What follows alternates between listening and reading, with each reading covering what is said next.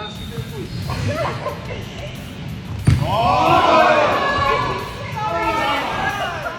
can I watch this granny ball? Where does this happen? I want to know everything. I need to know who this grandma is right now. I want her on the show. This is SportsCentre. Hey, I'm Marissa Roberto. On Week 12 in the CFL got off to a wild start last night as the Bombers humbled the Owls in a 30-point win. And we're right back at it today as the Stamps pay a visit to the defending champs on Friday Night Football. So let's start things off with our FanDuel CFL Preview. Tonight's meeting is a big one and a revenge game for the Argos. Because the last time these two teams got together, Calgary handed Toronto their first and only loss of the season. As far as the standings go, this is huge for the Stamps, because they're 2 games behind Saski in the West, and right in the thick of the crossover race with the Ticats and the Red Blacks. If you are betting on this game, here are some things to note. For starters, the Argos have won 5 straight games coming off a bye week, including 2 this season. On the flip side, Calgary has Toronto's number of late, with 3 straight wins. In fact, Dave Dickinson is 11-1 all-time against the team from the 6. The odds do not reflect those numbers, though. The Argos are heavy favorites at minus 10.5, and they are minus 460 on the money line. That spread may seem big, but the Argos are a different beast at home. They're 3-0 at BMO this season and have won each game by double digits. You can catch tonight's meeting between the Stamps and Argos on TSN. Kick off at 7:30 Eastern, 4:30 Pacific. To racing, and Formula 1 is back from its summer break with the Dutch Grand Prix on Sunday. Max Verstappen is in the midst of a historic stretch, and he's got a chance to extend his dominance on home soil this weekend.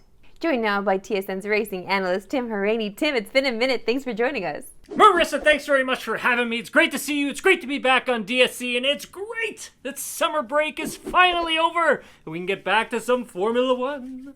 We love big Tim energy around here. So with Verstappen having all but wrapped up the championship, what storylines can we keep an eye on for the rest of the F1 season?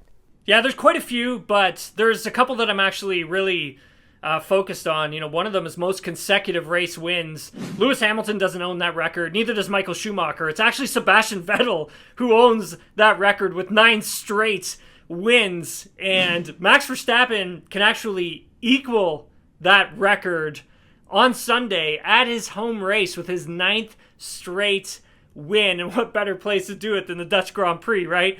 Also, another record that I'm actually looking at to see if Red Bull Racing can actually set is, can they win every single race this season?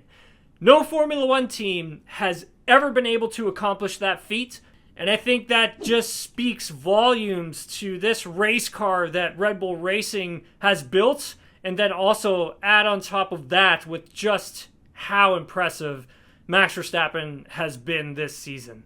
But what if Red Bull doesn't win every race this year? Could there be ramifications for Verstappen's teammate Sergio Perez? Yeah, that could be tough for Sergio if he falls out of second in the driver's standings. I mean, if you're Red Bull Racing, you're going to have some serious questions to answer in the offseason. And same too goes for Sergio Perez. When you're in the fastest car on the grid, you should be finishing runner-up to Max Verstappen, not only in the driver standings, but also the races as well. And it's been a bit of a struggle for Sergio so far this season. It was interesting. I heard from Lewis Hamilton on Thursday, and Hamilton's goal for the rest of this season is to take second place away from Sergio Perez in the drivers' championship standings. At the moment, Lewis sits 4th. He has Fernando Alonso, who is 1 point ahead of him, sitting in 3rd, and either one of those drivers can punch Sergio out of that second place in the standings. So there are some interesting storylines moving forward throughout the rest of this season for sure. Tim Haraney, a pleasure as always. Thanks very much for having me, Marissa. Really appreciate it. And remember, you can catch the Dutch Grand Prix Sunday on TSN. Coverage begins at 8:15 a.m. Eastern, 5:15 Pacific.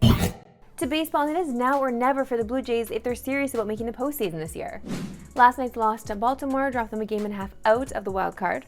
And although they've got 34 left to go, this upcoming stretch is a prime opportunity to make a run. Their next 15 games are against 5 of the worst teams in baseball. And it gets progressively easier over that stretch. So now is really their chance to get into this thing. And they better, because following that, it's almost all AL East for the rest of the year. And we know how that one's gone so far. Tonight opens a 3-gamer at home against Cleveland, with Chris Bassett getting things started on the mound.